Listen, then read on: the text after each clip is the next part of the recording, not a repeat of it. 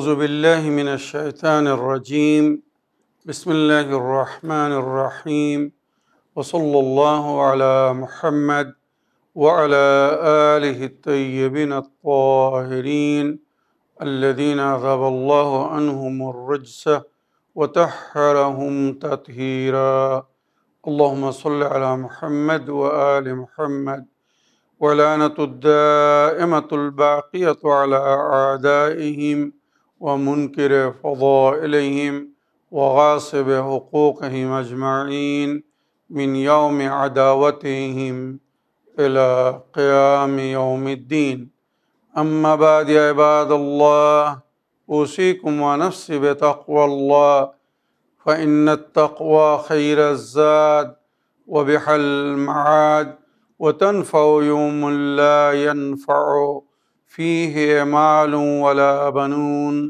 إلا من أتى الله بقلب سليم وصلى الله على محمد وعلى آله الطيبين الطاهرين اللهم صل على محمد وآل محمد وعجل فرجهم আমার প্রিয় দর্শক ও শ্রোতাবৃন্দ আসসালামু আলাইকুম ওয়া রাহমাতুল্লাহি ওয়া বারাকাতুহু। আপনাদের সকলকে আন্তরিক সালাম ও শুভেচ্ছা জানিয়ে আজকের অনুষ্ঠান ইসলাম ইন বাংলায় আপনাদেরকে স্বাগতম জানাই। আশা করি আপনারা যে যেখানে আছেন ভালো আছেন, কুশল ও মঙ্গলে আছেন, সুখে থাকুন, শান্তিতে থাকুন, সমস্ত প্রকারের দুঃখ কষ্ট থেকে মুক্তিতে থাকুন। আল্লাহ রব্বুল আলামিনের কাছে এই কামনা করি। যারা অসুস্থ আল্লাহ তাদেরকে সুস্থতা দান করুন, যারা ঋণে ভুগছে আল্লাহ তাদেরকে ঋণ মুক্তি করুন। ওইরূপ যাদের জীবনে কোনো প্রকারের অভাব বা অশান্তি আছে আল্লাহ রব্বুল আলামিন তাদের সকলের জীবনে সুখ শান্তি দান করুন ও সকলের মনোকামনা আশাকে পূরণ করুন। আমাদের সকলকে সৎ পথে চলার, অসৎ পথ থেকে দূরে থাকার এবং এক অপরকে সৎ উপদেশ দেওয়ার তৌফিক দান করুন। আমরা যেন সত্য বা হক জিনিসকে জেনে শুনে মেনে তার উপরে আমল করে সেটা অন্যদের সামনে তুলে ধরতে পারি বা সকলের কাছে পৌঁছে দিতে পারি। আল্লাহ রাব্বুল আলামিন আমাদেরকে সেই মনোবল ও নেক তৌফিক দান করুন। আমিন ইয়া রাব্বাল আলামিন। এই দোয়ার সঙ্গে আজকের পর্ব শুরু করতে চলেছি। বিনা কোনো ভূমিকায় সরাসরি আপনাদের পাঠানো পেন্ডিং প্রশ্নের উত্তর দিতে চাই। তাই আসুন দেখি কোথা থেকে কে কি প্রশ্ন করছেন বা কে কি জানতে চাচ্ছেন। সালামুন আলাইকুম মৌলানা শেখ সাবির রাজা সাহেব। আমি জাহাঙ্গীর বলছি উত্তরা ঢাকা থেকে। মৌলানা সাহেবের কাছে আমি সূরা আশ-শুরার আয়াত 18 এর ব্যাখ্যা জানতে চাচ্ছি। ওয়ালাইকুম আসসালাম ওয়া রাহমাতুল্লাহি ওয়া বারাকাতুহু। আমার প্রিয় ভাই জাহাঙ্গীর সাহেব ঢাকা বাংলাদেশ থেকে ওয়াইসমেল পাঠানোর জন্য আপনাকে ধন্যবাদ জানাই। আপনি সূরা শুরা আয়াত নম্বর 18 ব্যাখ্যা জানার জন্যে ওয়াইসমেল করেছেন।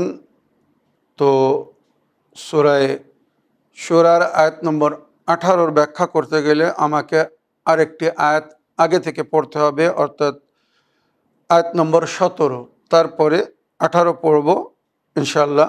আশা করি আপনারা বা আপনি পুরো ঘটনা বুঝতে পারবেন।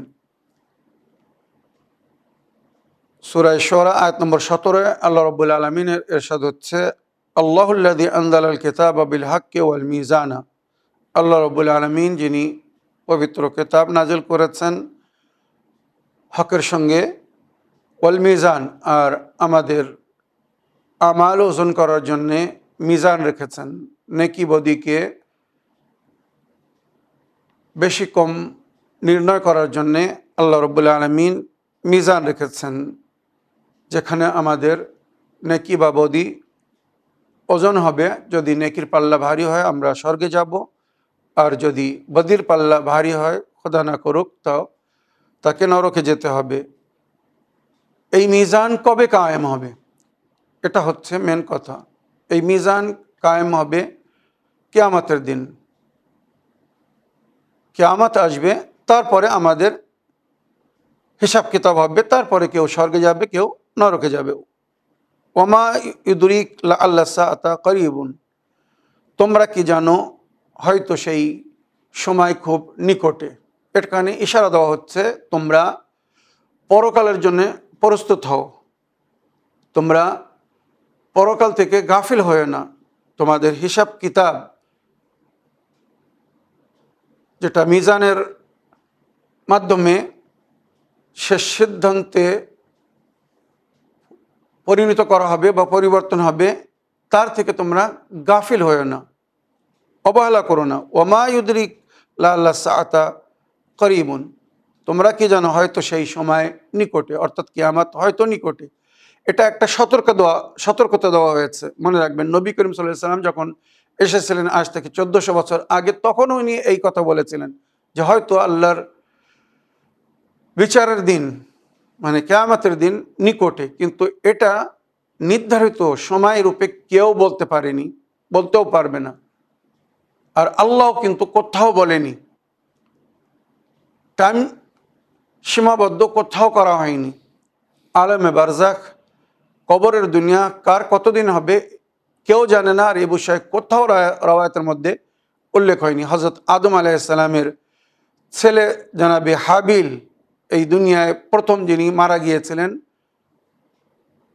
উনিও আজ পর্যন্ত আলেমে বারজাখে আছেন। আর যতদিন কিয়ামত না আসছে, ইসরাফিল ফেরেশতা বাঁশুরি না বাজাচ্ছে, সুর না ফুঁকছে, ততদিন কিয়ামত আসবে না। সুতরাং সবাই আলেমে বারজাখে থাকবে তার আগে যারা মারা যাবে। এবারে আপনি যে আয়াতটি জানতে চেয়েছেন শুনুন। ইয়াস্তাআজালু বিহা আল্লাযীনা লা ইউমিনুনা বিহা, সেই সময়ের তারা মানে তাড়াতাড়ি বা অতি দ্রুত পাওয়ার জন্যে বা দেখার জন্য অপেক্ষা করছে আল্লাযীনা লা ইউমিনুনা বিহা, যারা কিয়ামতের প্রতি ঈমান রাখে না, সেই দিনের প্রতি বিশ্বাস রাখে না, তারাই হয়তো তাড়াতাড়ি করছে। এটা কি বোঝায়?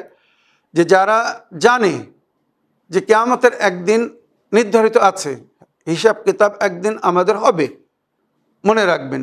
আর সমস্ত ধর্মের মূল বিধির মধ্যে কিন্তু এটা লেখা আছে যে পাপ পুণ্যের একদিন হিসাব হবে।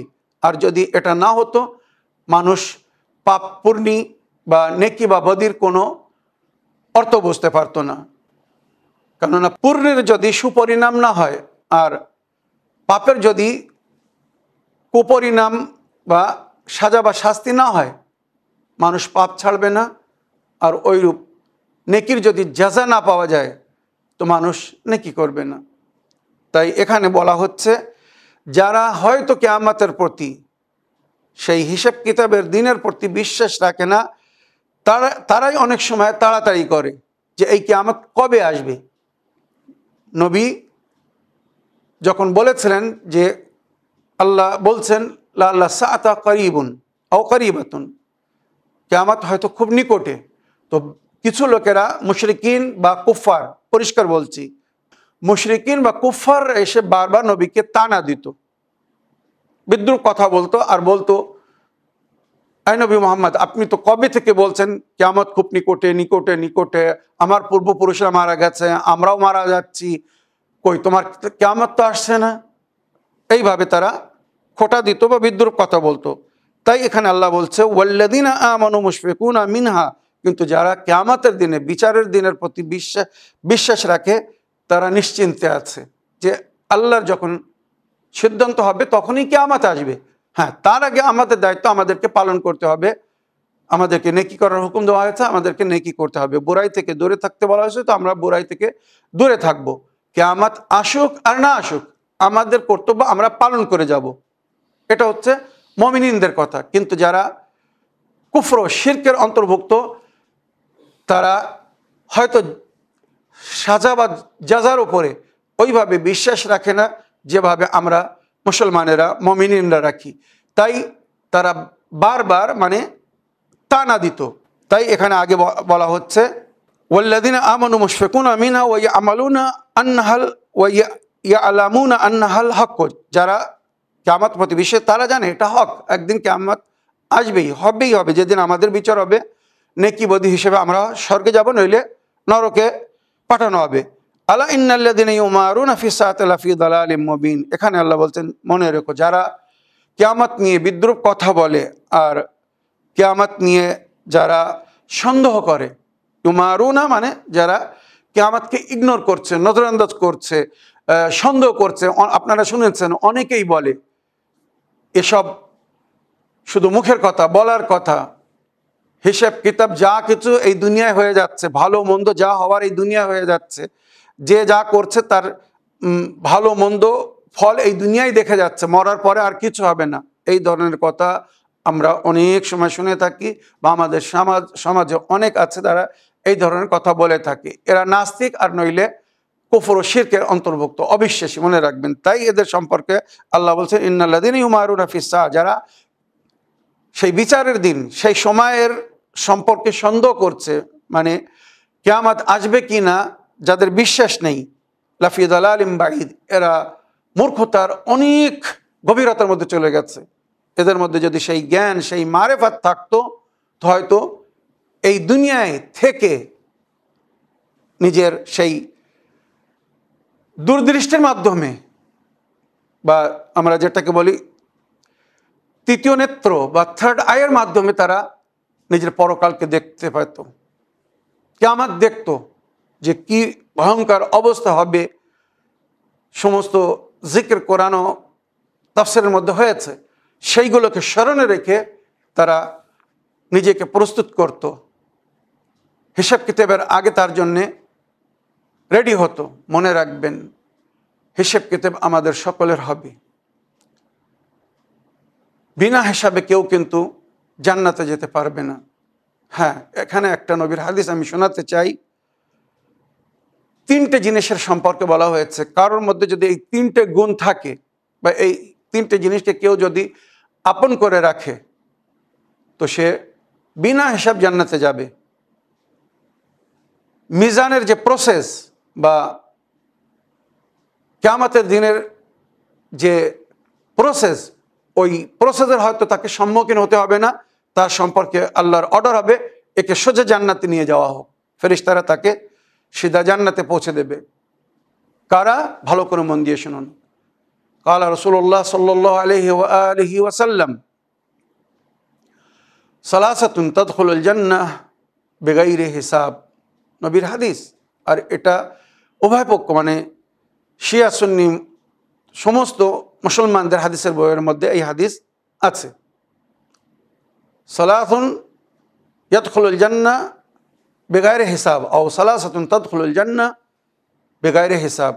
নারী বা পুরুষ যাদের মধ্যে এই 3টে জিনিস থাকবে, যারা এই 3টে জিনিসের উপরে আমাল করবে, বিনা হিসাব জান্নাতে যাবে, তাদের কোনো হিসাব নেওয়া হবে না। 1 নম্বর, মান আমারা নাস বিল বিররি আবিল খাইরে ওয়া আতামারা বিহ, যে ব্যক্তি অন্যদেরকে নেকির আদেশ করেছে, নেকির দেখে আমন্ত্রণ জানিয়েছে, নেকির হুকুম দিয়েছে, আর তার আগে নিজে নেকি করেছে। মানে অন্যকে বলার আগে আমি যে সমস্ত নেকির জন্য অন্যদেরকে বলবো বা বলছি, আগে তার উপর নিজে আমাল করছি, তো আমি সমস্ত নেকি করার পরে অন্যকে বলবো। ওই ব্যক্তি বিনা হিসাবে জান্নাতে যাবে, যে নিজেও নেকি করবে এবং অন্যদেরকেও নেকির জন্য বলবে। ওয়ামান নাহান নাস আনিশ শাররি ওয়ান্তাহা আনহু, যে অন্যদেরকে অন্যায় থেকে, বুরাই থেকে মানা করবে, আর নিজেও সমস্ত প্রকারের অন্যায় বা বুরাই থেকে দূরে থাকবে। আমাদের পুরো জীবন এই 3টে জিনিসের মধ্যে, মনে রাখবেন। আমারা নাস বিল বিররি ওয়া আতামারা বিহ, নাহান নাস আনিশ শাররি ওয়ান্তাহা আনহু, অন্যদেরকে বুরাই থেকে মানা করবে আর নিজেও বুরাই থেকে দূরে থাকবে।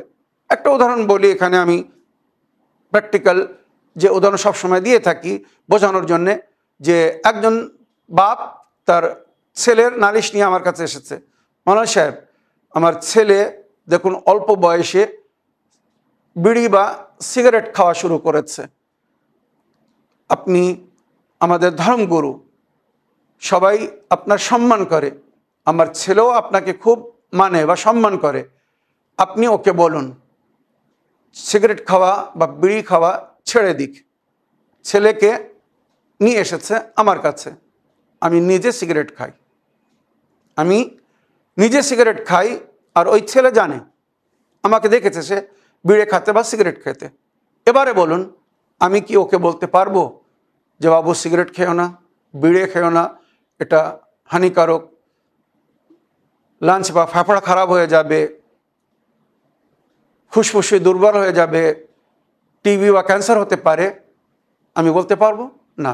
যদি আমি বলি, হয়তো সে আমার কাছে পাল্টে জিজ্ঞেস করবে যে হুজুর সাহেব, আপনিও তো বিড়ে খান, আপনিও তো সিগারেট খান, তাহলে আপনি আমাকে কেন জ্ঞান দিচ্ছেন, আপনি কেন আমাকে মানা করছেন? আপনি আগে নিজে বন্ধ করুন, তারপরে আমাকে বলবেন। এই জন্য বলা হয়েছে নাহান নাস আনিশার ওয়ান্তান, অন্যদেরকে মানা করেছে খারাপ কাজ থেকে, কিন্তু আগে নিজে খারাপ কাজ থেকে বিরত থেকেছে। তো এই ব্যক্তি বিনা হিসাবে জান্নাতে যাবে। আর তৃতীয় হচ্ছে ওয়ামান লা ইউআদ্দি হুদুদাল্লাহ, যে আল্লাহর সীমাবদ্ধকে উল্লঙ্ঘন করে না।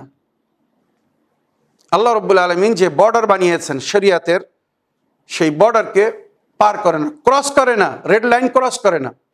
এটা হারাম,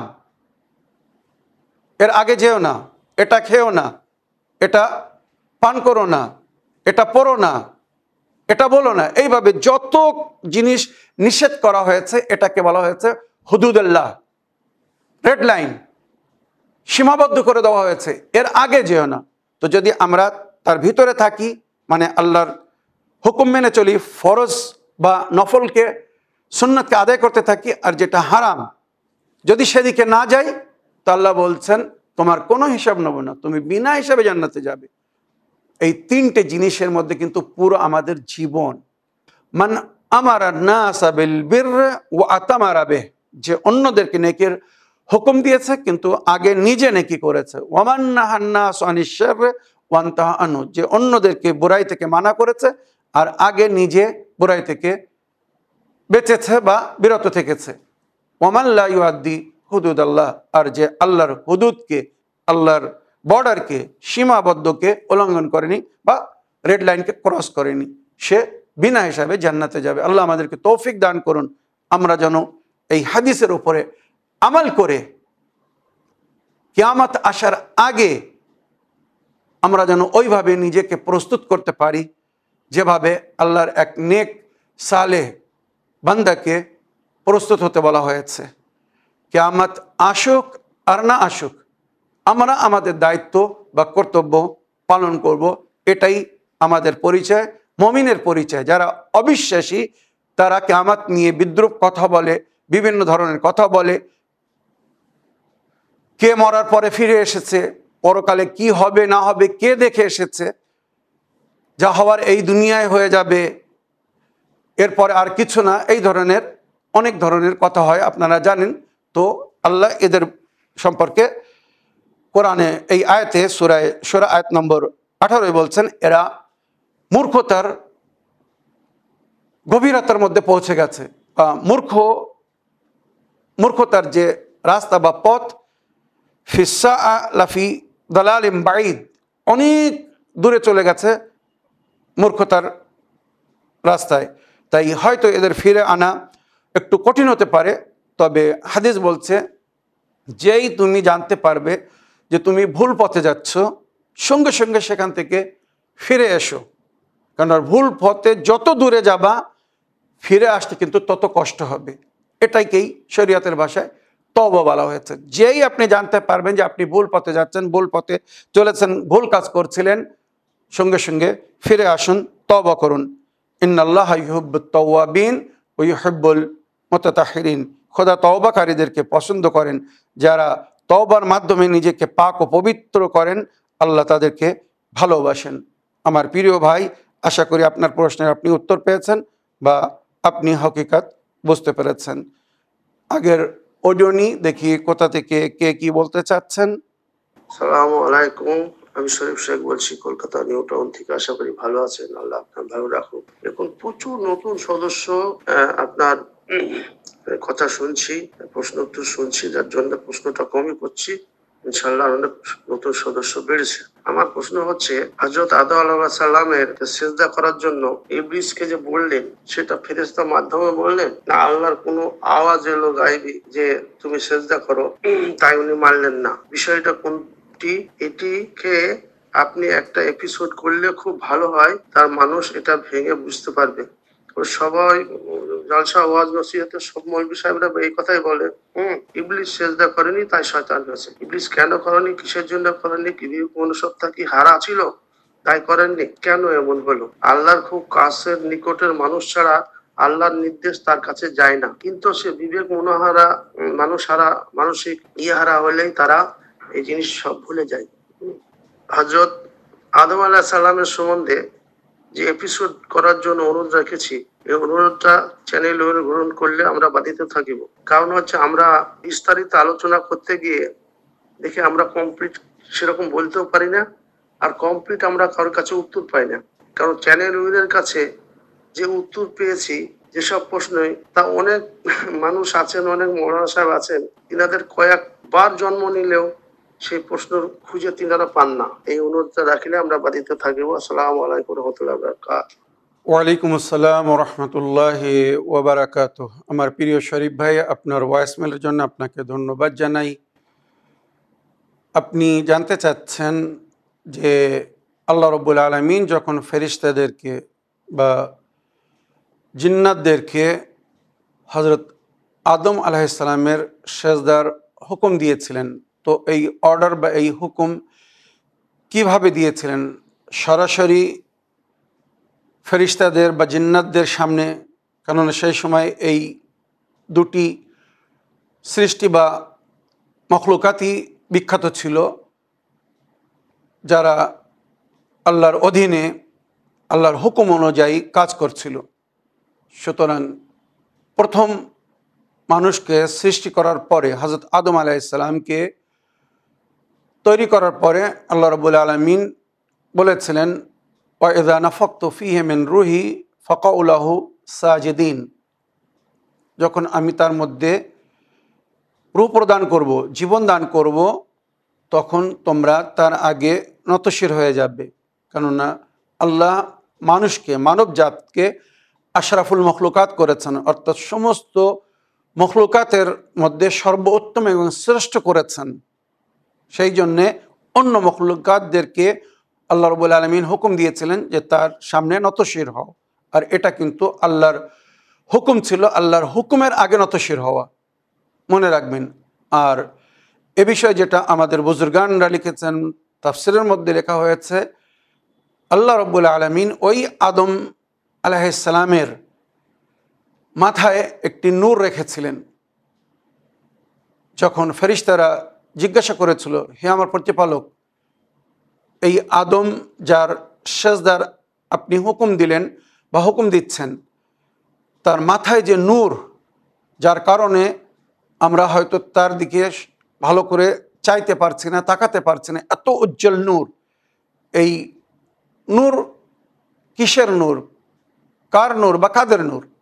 তখন আল্লাহ বলেছিলেন, এই নূর তাদের নূর যাদেরকে আমি আমার নূর থেকে সৃষ্টি করেছি বা সৃষ্টি করব। আদমের সুলবে মানে আদম সন্তানদের অন্তর্ভুক্ত হবে। এরা ছিলেন বা এনারা ছিলেন চেহারদা মাসুমিন আলাইহিমুসসালাম। তাই ওই নূরের সামনে, আদমের সামনে আল্লাহ সমস্ত ফেরেশতা বা জিন্নাতদেরকে হুকুম দিয়েছিলেন সেজদা করার জন্য। এবারে আপনার প্রশ্ন হচ্ছে, এই অর্ডার, এই হুকুম কিভাবে ছিল? আল্লাহ নিজে আওয়াজ দিয়েছিলেন, আল্লাহর আওয়াজ সবাই শুনেছিল, ফেরেশতারা বা জিন্নাতরা, না জিবরাইলের মাধ্যমে, মানে ফেরেশতাদের যিনি সর্দার ছিলেন? মনে রাখবেন, আল্লাহ নিজের নির্দেশ, আদেশ দুইভাবে নিজের মখলুকাতদের কাছে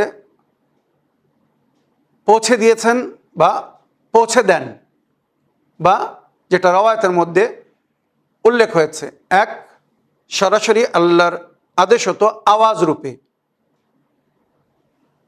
আল্লাহর আওয়াজ সবাই শুনতো। হয়তো আমরা সাধারণ মানুষ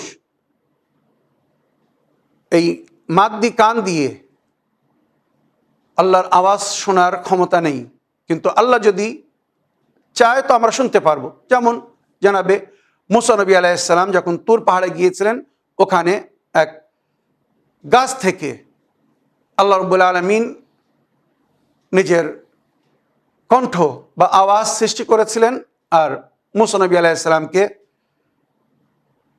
অনেক কিছু আদেশ করেছিলেন, বলেছিলেন। আর ওখানে আল্লাহর নূর চমকেছিল। আল্লাহকে দেখার ক্ষমতা কিন্তু কারণ নেই। বনী ইসরাইল বারবার তারা জিদ করছিল, জেদ ধরছিল যে আমরা আল্লাহকে না দেখে মানব না। তো জানাবে মুসা নবী ওদেরকে অনেক বুঝিয়েছিলেন যে আল্লাহ নূর, আল্লাহকে দেখা যায় না, আলোর দিকে তাকানো যায় না, সামান্য আলোর দিকে আমরা তাকিয়ে থাকতে পারি না, আমাদের চোখ খারাপ হয়ে যাবে। আর আল্লাহর নূর, যার নূর থেকে সমস্ত নূর তৈরি, যার আলো থেকে সমস্ত আলো তৈরি, তাকে কি করে দেখবে? কিন্তু তারা যখন জেদ করলো, তো আপনারা জানেন কোহে তুরে আল্লাহর সামান্য নূর চমকেছিল, সেটাকে দেখে পুরো বনী ইসরাইল বেহুশ হয়ে শেষ হয়ে গিয়েছিল, যারা সেখানে গিয়েছিল। মুসা নবী বেহুশ হয়ে গিয়েছিলেন, পরে হোশ ফিরেছিল। উনি আল্লাহ নবী ছিলেন বলে আল্লাহ ওনাকে ক্ষমা করে দিয়েছিলেন বা ওনার হেফাজত করেছিলেন, উনি বেঁচে গিয়েছিল, বাকিরা শেষ হয়ে গিয়েছিল। তো ওখানে আল্লাহর আওয়াজ সবাই শুনেছিল, জানাবে মুসা নবী বা যারা সঙ্গে ছিল। এইভাবে আল্লাহ নিজের আওয়াজের মাধ্যমে ডাইরেকশন দেন, ইনস্ট্রাকশন দেন, হেদায়েত দেন, মনে রাখবেন।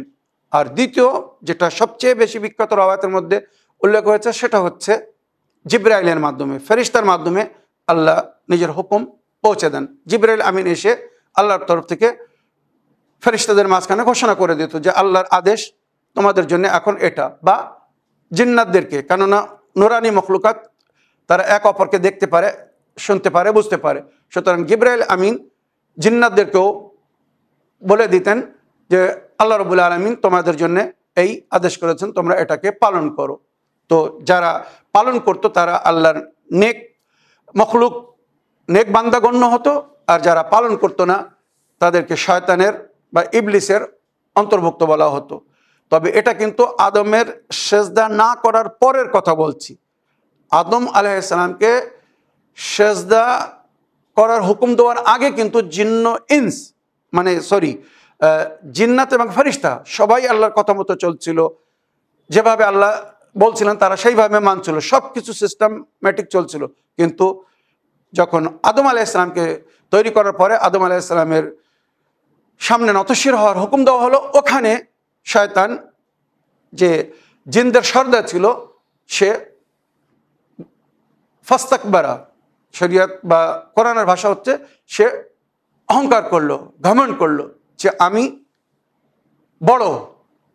হযরত আদম মাটির তৈরি, যেখানে আল্লাহ হযরত আদমকে তৈরি করার পরে বা মানুষকে সৃষ্টি করার পরে বলেছিলেন তাবারাকাল্লাহু আহসানুল খালিকিন। এর আগে কিন্তু কোনো মখলুককে সৃষ্টি করার আগে এই কথা আল্লাহ বলেননি যে মোবারক বা কংগ্রেচুলেশনস ফর মি। আল্লাহ নিজেকে বলছেন, আল্লাহ নিজেই ধন্যবাদ জানাচ্ছেন বা মোবারকবাদ দিচ্ছেন যে এত সুন্দর সৃষ্টি আমি করেছি, মানে মানুষকে সৃষ্টি করেছি, আর মানুষকে আশরাফুল মখলুকাত করেছেন, সমস্ত মখলুকাতের মধ্যে সবচেয়ে শ্রেষ্ঠ। কিন্তু শয়তান এটা মানতে রাজি ছিল না, সে অহংকার করলো, আর সে বলছিল যে খালাকতানি মিন নারিন, আমাকে তুমি আগুন দিয়ে তৈরি করেছো, কিন্তু এই আগুন আমরা দেখতে পাই না, এটা সাধারণ যে আগুন আমরা কাঠ দিয়ে বা জ্বালানি দিয়ে তৈরি করি এই আগুন না, কিন্তু এও একটা বিস্তারিত বিষয় আছে। তো ফেরেশতারা নূরের তৈরি, আর জিন্নাতরা এক ধরনের আগুনের তৈরি। এর যদি আমি একটা উদাহরণ দেই, ইলেকট্রিসিটি, কারেন্ট, এটাও কিন্তু এক ধরনের আগুন। এর মধ্যে কারেন্টের মাধ্যমে জ্বালানো যায়, পোড়ানো যায়, অনেক কিছু করা যায়, কিন্তু এই আগুন ওই চুলার আগুনের মতো না, কিন্তু কাঠের আগুনের মতো না। কিন্তু এটা আমরা ইলেকট্রিসিটিকেও এক ধরনের মানে নূর বা রোশনি বলি, আর আরবি ভাষায় নূরও বলা হয় ইলেকট্রিসিটিকে, মনে রাখবেন, কাহরবা বা নূর বলা হয়। তো জিন্নাতরা ওই ধরনের নূর, এরা উপকারও করতে পারে আবার অপকারও করতে পারে। যেমন কারেন্ট আমাদের জন্য লাভদায়ক, আবার কারেন্টকে যদি মিসইউজ করা হয় বা ভুল ব্যবহার হয় তো ক্ষতিও করতে পারে। তো জিন্নাতদের মধ্যে ওইরূপ আছে। আমাদেরকে কিছু জিনেরা ক্ষতি করতে চায়, আবার আল্লাহ রাব্বুল আলামিন ওই জিন্নাতদের মাধ্যমে আমাদের প্রোটেকশনও দিচ্ছেন, হেফাজতও করছেন, ক্ষতি থেকে বাঁচাচ্ছেন। ভালো জিনেরা আমাদের হেফাজত করে, আমাদের সহযোগিতা করে, মদত করে। আর খারাপ জিনেরা বা শয়তানের অন্তর্ভুক্ত যারা শায়াতিন মিনাল জিন, যার জিকির কোরআনে হয়েছে শায়াতিন মিনাল জিন, এরা আমাদের ক্ষতি করার চেষ্টা করে। তো এখানে পরিষ্কার এবং ক্লিয়ার যেটা কোরআনের তাফসিরে বা রাওয়ায়াতের মধ্যে বলা হয়েছে, আমার প্রিয় শরীফ ভাই, আল্লাহ রাব্বুল আলামিনের আদেশ এসেছিল জিবরাইল আমিনের মাধ্যমে। জিবরাইল আমিন এসে বলেছিলেন যে আল্লাহর হুকুম, তোমরা সবাই আদমকে সেজদা করো, বা ফেরেশতা বা জিন্নাত, যত জিন্নাত ছিল সবাইকে,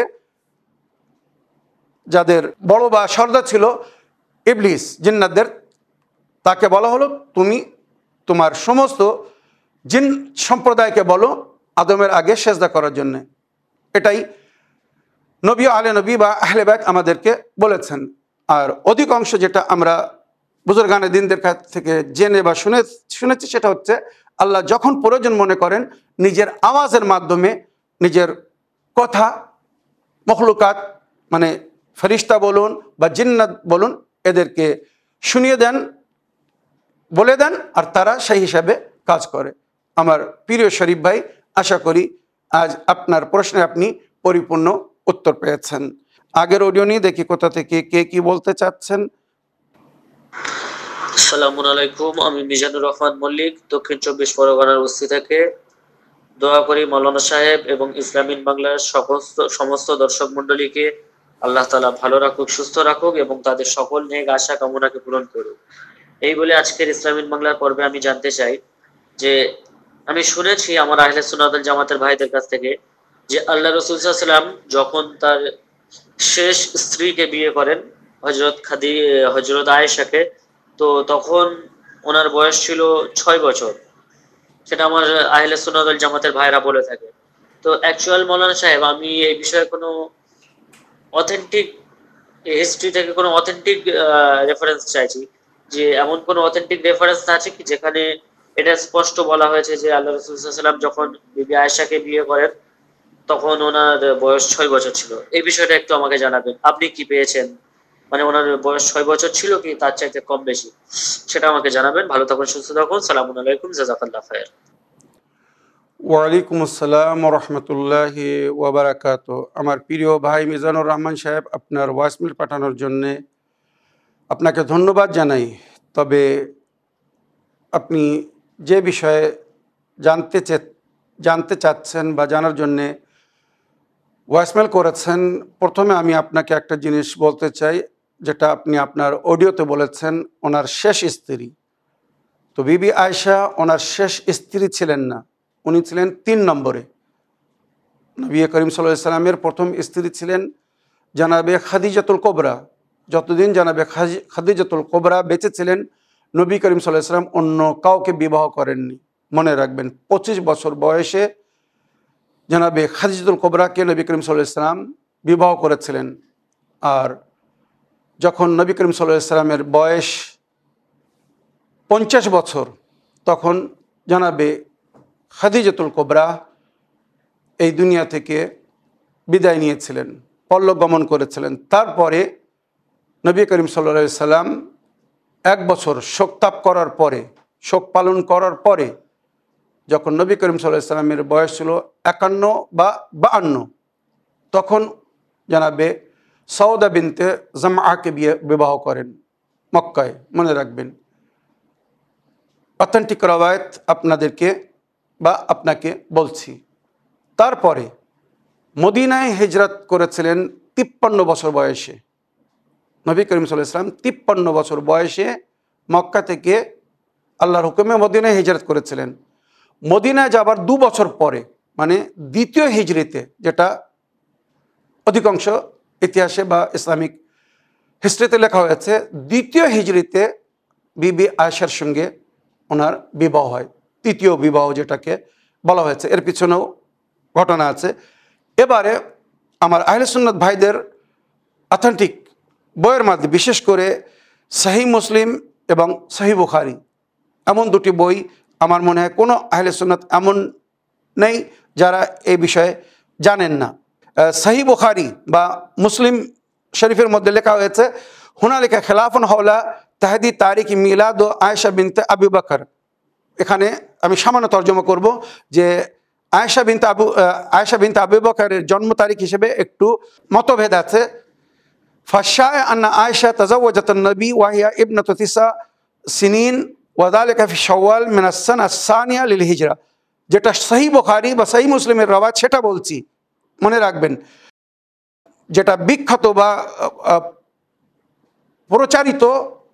প্রচালিত সেটা হচ্ছে দ্বিতীয় হিজরিতে আয়েশা বিবিকে যখন নবী করিম সাল্লাল্লাহু আলাইহি ওয়াসাল্লাম বিবাহ করেছিলেন তখন ওনার বয়স ছিল 9 বছর। আর আরব দেশে 9 বছরে মেয়েরা সাবালক হয়ে যায়। আর আজ আমাদের শরীয়তেও কিন্তু মেয়েদের যে সাবালক হওয়ার বয়স বলা হয়েছে, বালেগা হওয়ার যে বয়স বলা হচ্ছে সেটা হচ্ছে 9 বছর।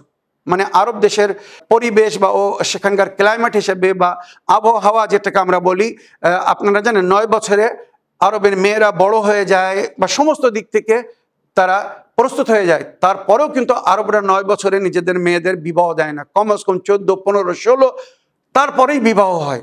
তো নবী করিম সাল্লাল্লাহু আলাইহি ওয়াসাল্লামের বিবাহর যে বয়স বলা হয়েছে সহি বুখারীতে কমস কম যেটা লেখা হয়েছে ওয়ামা ওয়ারাদা ফি সহিহ আল বুখারী ওয়াল মুসলিম বিরওয়ায়াত আয়েশা নাফসা। স্বয়ং আয়েশা বিবি নিজে বলছেন যে ওনার বিবাহ হয়েছিল তখন ওনার বয়স কত ছিল, ফায়াকুনু মাউলুদহা ক্বাবলা আল হিজরা বিসাবা সিনিন। হিজরাতের 7 বছর আগে নাকি ওনার জন্ম হয়েছিল। তো এটা বুখারীতে যেটা লেখা হয়েছে সেটা হচ্ছে 7 বছর আগে জন্ম হয়েছিল আর হিজরাতের 2 বছর 15 বিবাহ। তার মানে কমস কম 9 বছর বয়সে ওনার বিবাহ হয়েছিল, তার আগে বিবাহ হয়নি। এবারে বাদুল আবহাস আল মুআসিরা তুশাক্কিক ফি সিয়াতে মা কিলা আন তারিখ মৌলুদ আয়েশা।